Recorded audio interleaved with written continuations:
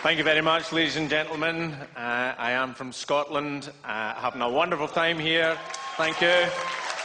And the great thing about being in your country is that you understand me, which is magic, because the Scottish accent doesn't always travel so well, as I discovered once on a family holiday in Florida. I was there with my wife and my 3 kids, and I went to buy ice creams for the children, plural. Oh, yeah, they got 1 each, because when I'm on holiday, the special wallet comes out. And the young girl that was serving me, when she finished serving me, she pointed at me and she said, "Excuse me, are you German?" I said, "No." I said, "We're Scottish." And she said, "Oh, I always get you two mixed up." I said, "Well, we speak English. It's an old Scottish habit of ours." Said, "We always speak the language of our most recent oppressor." Yeah. But I said to her, we are taking the precaution of learning German. Yeah. Deshalb habe ich entschieden, Deutsch zu lernen, I said to her, which regrettably went right over her head, because this young lady was not a student of languages. Nor, indeed, was she a student of geography, folks, because when she learned we came from Scotland, she said, and I quote, "Oh, did you travel here by train?" I said, "Oh, aye, the old 9:30 Glasgow to Orlando. What a tunnel that is." No, we flew, and I think it's a kind of obligation to talk about flying. I've got a great tip for you folks. If you're ever flying, and you can pick whatever seat you want, it's row 1, seat C. Because when you land, you're first to get your bag out the overhead locker, and you're first off the flight, and the power that gives you is phenomenal. Because when you're first off an aeroplane, you can take the rest of the passengers wherever you want. 3 times round Terminal 1, 250 people following me saying, "Are you sure we're going the right way?" I heard one of them saying, "Yeah, just follow the German man at the front." Now, flying can be fraught with difficulties, especially if you're a Scot like me, because, you know, there's certain things you know about Scotland, one of which is that we, as gentlemen, wear kilts, and what we wear under a kilt might or might not be a mystery.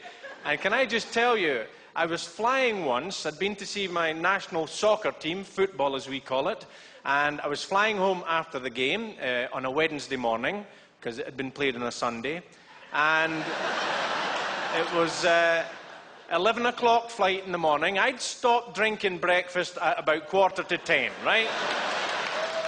And I'm sitting with my buddies, 5 of them and me, sitting in row 27. I've got my head against the window, and I'm sound asleep, and I woke up to the sound of silence, because the pilot came on the public address and he said, "Ladies and gentlemen, you may have noticed we've turned both the engines off. One of them was giving us problems, so as a precautionary measure, we've turned them both off. Now, when we go down below 10,000 feet, as I'm thinking we probably will," he said, "we'll turn them both back on, everything will be fine, but in the meantime, if you could just adopt the brace position and remain calm." I've got a kilt on. You cannot remain calm with your head between your knees. Folks, I saw things from an angle I've never seen them before. And I'm thinking, if this guy in front puts his seat back, I'm going to find out if it was possible. Right? And fellas, don't try it. Think it through, guys. I've got to tell you.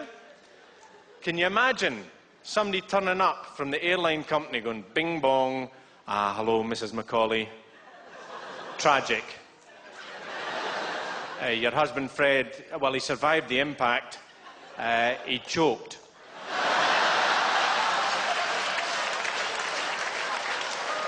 Folks, I'm going to have to go in a minute. I urge you, please come and visit us in Scotland. It is a beautiful country. We've got lovely towns and cities. Please come and see us. Wee word of warning, don't go to Paisley.